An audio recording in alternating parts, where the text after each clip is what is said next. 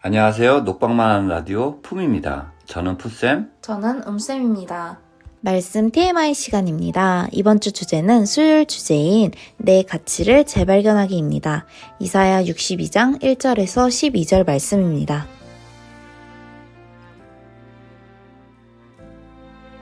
이번 주 질문은 믿음의 독립에 대한 여러분의 처음이 무엇인가요? 입니다. 믿음의 독립을 하게 된 처음 시작은 첫 아이를 낳은 후 육신의 질병으로 절망 중에 있을 때 저를 찾아오신 주님을 만난 순간부터인 것 같습니다. 모태신앙인 저는 당연히 교회에 다녔고 교사를 하였고 믿음의 사람과 결혼하여 아이도 낳았습니다. 어느 날 찾아온 육신의 질병으로 인해 철저하게 혼자 남겨졌을 때 모두가 저를 버린 것만 같았습니다. 그 순간 주님이 저에게 찾아오셨습니다. 그리고 실패한 베드로에게 하셨던 질문을 저에게도 하셨습니다. 내가 다른 사람들보다 나를 더 사랑하느냐? 그리고 내 양을 먹이라, 내 양을 치라, 내 양을 먹이라 라고 말씀하신 것 같았습니다. 주님을 믿는다고 하면서도 저밖에 사랑하지 못했던 이기적인 저에게 그 순간 주님이 사랑의 마음을 부어주셨습니다. 그 뒤로부터 지금까지 하나하나 주님의 사랑을 깨달으며 날마다 배워가며 살아가고 있습니다. 샬롬! 부모님의 품을 떠나 한 가정을 꾸리며 진정한 신앙의 독립을 하게 되었습니다.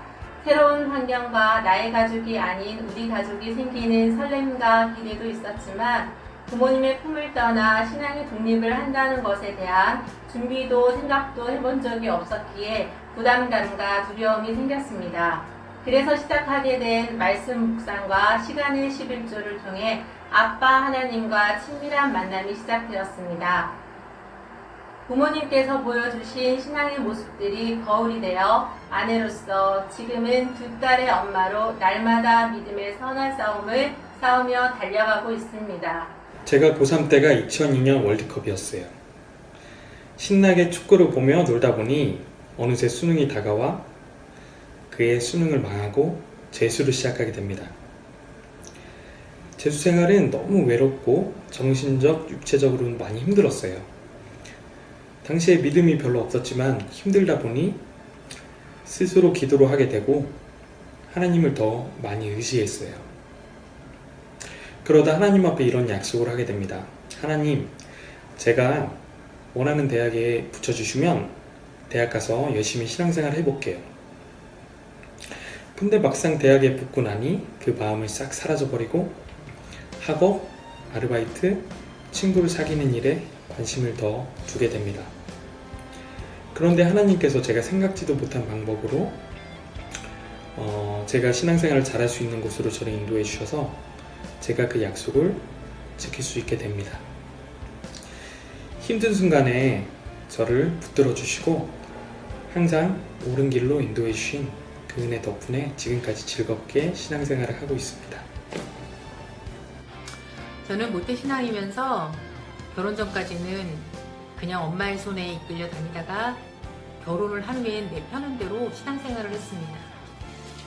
어려움이 닥쳤을 때는 입으로는 하나님을 찾으면서도 엄마의 기도가 있음을 알기에 그것으로 안심하며 지내다가 점점 하나님과 멀리하게 되었습니다.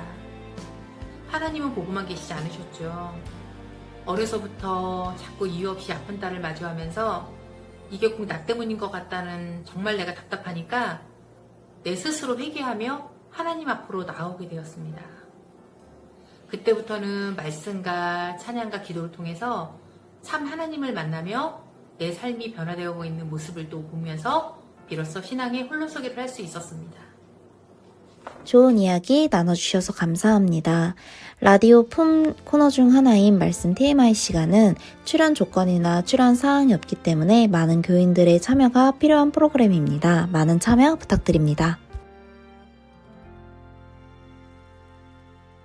하나님은 하나님의 뜻에 어긋나는 모든 것을 벌하시고 온 세상을 회복하실 것입니다.